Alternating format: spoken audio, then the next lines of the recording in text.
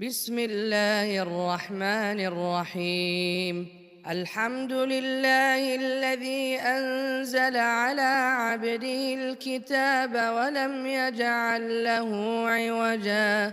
قيما لينذر بأسا شديدا من لدنه ويبشر المؤمنين الذين يعملون الصالحات أن لهم أجرا حسنا ماكثين فيه أبدا وينذر الذين قالوا اتخذ الله ولدا ما لهم به من علم ولا لآبائهم كبرت كلمة تخرج من أفواههم إن يقولون إلا كذبا فلعلك باخع نفسك على آثارهم إن لم يؤمنوا بهذا الحديث أسفا إنا جعلنا ما على الأرض زينة لها لنبلوهم أيهم أحسن عملا وإنا لجاعلون ما عليها صعيدا جرزا أم حسبت أن أصحاب الكهف والرقيم كانوا من آياتنا عجبا إذ أوى الفتية إلى الكهف فقالوا ربنا آتنا من لدنك رحمة وهيئ لنا من أمرنا رشدا فضربنا على آذانهم في الكهف سنين عددا ثم بعثناهم لنعلم أي الحزبين أحصى لما لبثوا أمدا نحن نقص عليك نبأهم بالحق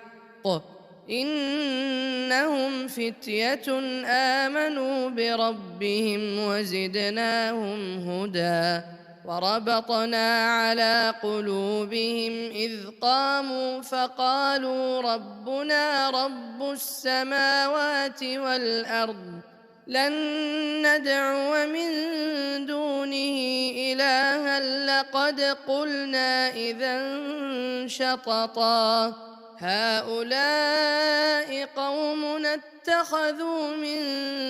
دونه آلهة لولا يأتون عليهم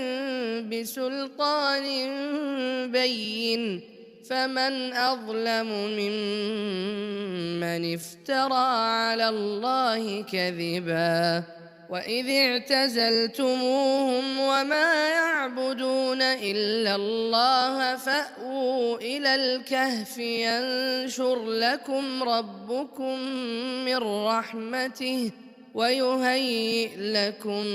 من أمركم مرفقا وترى الشمس إذا طلعت تزاور عن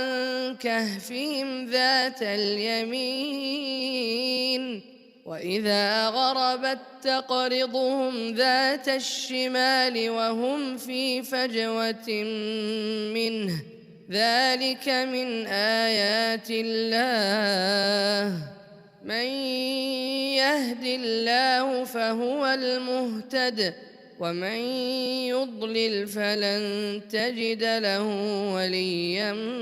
مرشدا وتحسبهم أيقاظا وهم رقود ونقلبهم ذات اليمين وذات الشمال وكلبهم باسط ذراعيه بالوصيد لو اطلعت عليهم لوليت منهم فرارا ولملئت منهم رعبا وكذلك بعثناهم ليتساءلوا بينهم قال قائل منهم كم لبثتم قالوا لبثنا يوما أو بعض يوم قالوا ربكم أعلم بما لبثتم فبعثوا أحدكم بورقكم هذه إلى المدينة فلينظر أيها أزكى طعاما فليأتكم برزق منه وليتلطف ولا يشعرن بكم أحدا إنهم إن